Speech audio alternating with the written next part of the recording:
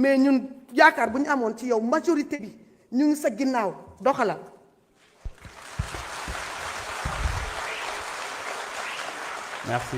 Merci beaucoup. La parole est à notre collègue Abdou Mbow. Omar Diop se prépare.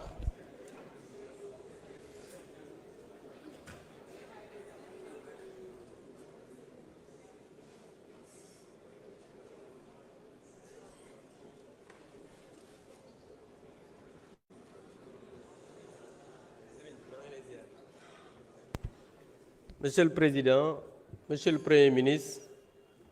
Madame, Messieurs les membres du gouvernement, ñi ngi leen di baalu àq ci koor gi di leen ñaanal kooru jàmm.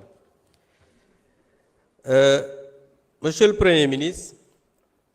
notre pays est secoué depuis quelques jours par une succession de scandales autour d'une transmission de VIH par des personnes dites homosexuelles. Cela a relancé de façon insistante l'engagement que vous aviez pris de criminaliser ce délit. Je rappelle que notre gouvernement avait bien prévenu que cet engagement n'était fait que pour la propagande électorale, que jamais, selon le renseignement dont nous avions alors connaissance, il ne serait respecté. Et vous nous donnez raison,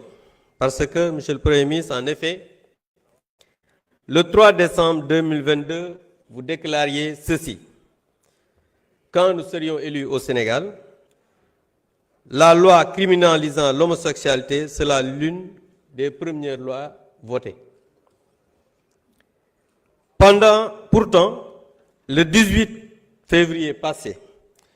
le gouvernement dont vous êtes le chef a adopté un projet de loi proposant juste un réaménagement du délit. Puisque vous êtes le chef de la majorité parlementaire, vous nous l'avez dit ici, allez-vous demander à vos députés de faire une proposition d'amendement pour criminaliser le projet gouvernemental? Sinon, qu'est-ce qui vous empêcherait de tenir votre engagement? Monsieur le Premier ministre, jamono yi réew mi dafa am ay coow lu bari muy wàllu góor jigéen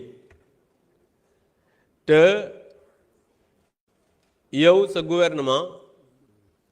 tey jii yow yaay chef du gouvernement ak chef majorité parlementaire waaye le 3 décembre 2022 da nga waxoon ne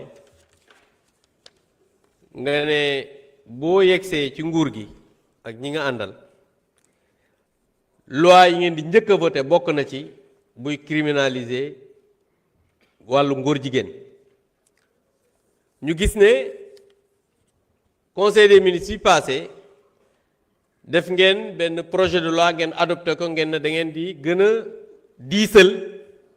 li nga xam ne mooy daan yi ci wàllu jigéen dëgg la loolu baax na waaye ñuy wax ne comme da nga ne woon dañuy criminaliser homosexualité est-ce que parce que nag loolu ruse la parce que daan yi nga diisal ko ak criminaliser ñaari chose la yoo xam ne bokkul est-ce que di ngeen respecter engagement bi ngeen xam ne jëloon ngeen ko pour criminaliser homosexualité parce que jàpp nañ ne depuis quelque temps li ñuy gën a mettre en avant moom mooy la transmission du VIH sida ndax loolu gis nañ ne lu garaaw la maanaam parce que nag nit ñoo xam ne dañuy jël doomu jàngoro ju mel ne VIH di ko transmettre de manière volontaire c'est très grave mais gis nañ ne ñi nga xam ne dañ leen a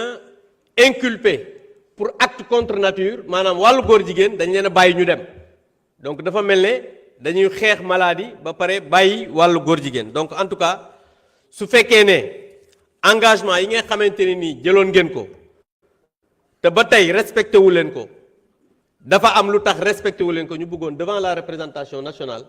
nga wax ñu exactement fan nga toll ci engagement yooyu nga xam ne jëloon nga ko devant le peuple sénégalais je vous remercie. Merci, honorable Abdoumba. La parole est à notre collègue Omar Diop. Fatma Mbodj se prépare.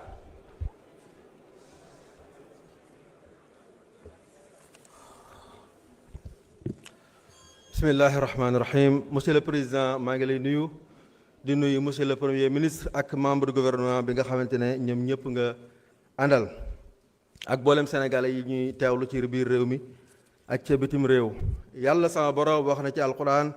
wa jaalnaahum a'immatan yahduuna bi amrina lama sabaru wa kaanu bi ayatina yuqinuun. njiit yi yàlla tànn ten mat sëkk lan doon yàlla sama borom da leen di defal dënn bu yaatu ñu mën a muñ lool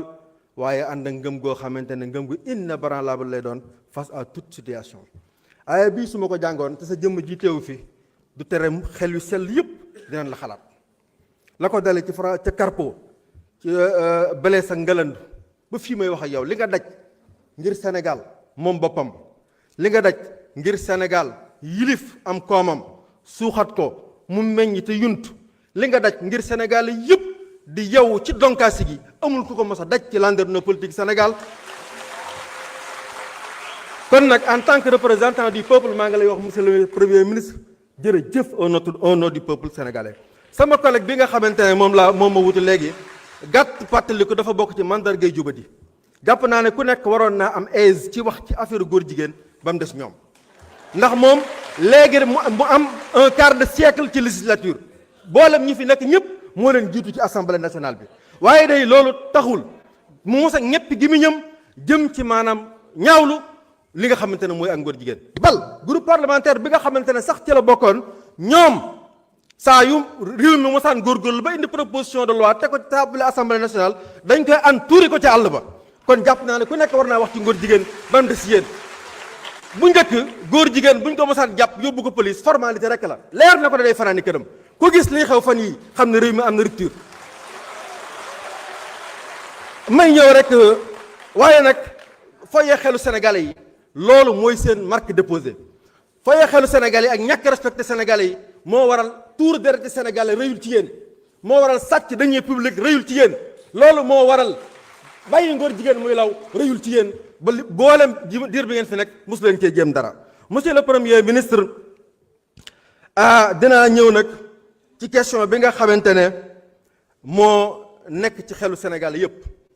baay yëpp way jur yëpp tiit am njaqare ci lii nga xamante ne mooy ngóor jigéen gi law ci réew mi te ñu jaaxle ci lool. sama question moo doonoon gis nañ ngeen adopté ci conseil des ministres wax ne incha allahu taala loi bii nga xamante ne 1965 ba léegi mi ngi fi ngóor jigéen di law régime yi di succédé wu kenn mosu cee jéem dara yéen a wax ne da ngeen ci taxaw durcir ko waaye définir lan mooy acte contre nature képp ko taxawat di tàcc ngóor jigéen yoon dal ci sa kaw képp koo xamante ne da ngay génn sa alal di ko ci def ngir mu law yoon dal ci sa kaw. bëgg nañ loolu monsieur le ministre nga ñëw ci ba mu leer ci bopp sénégalais yi ndax nag le peuple sénégalais mérite de savoir lan la état pare pour def ko ci loolu ndax fële wala boo xam ne waxuma la mbol gi ak raj gi nga xamante ne moom la doon waaye dafa nekk problème de santé publique. may remercier nag boolem kuréel yi nga xamante ne ñoom ñëpp defoon nañ yitte